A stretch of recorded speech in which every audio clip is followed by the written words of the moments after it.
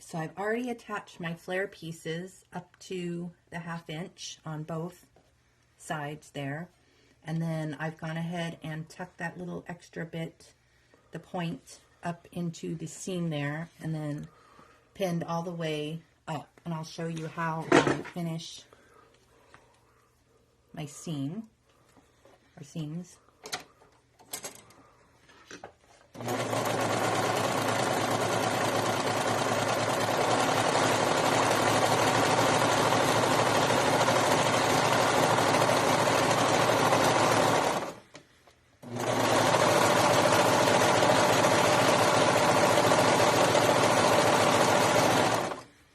Once I get down close to here,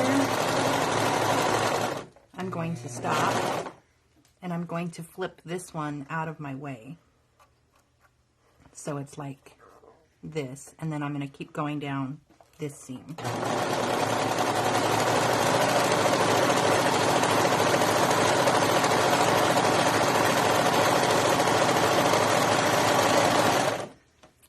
And then I'm just going to start now at the bottom of the other flare seam.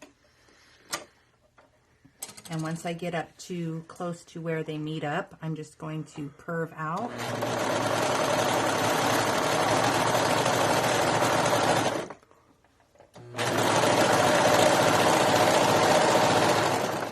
So once I get up to here, I'm not going to let the cutter get right over this. I don't want to cut that. I'm just going to come along and curve out here.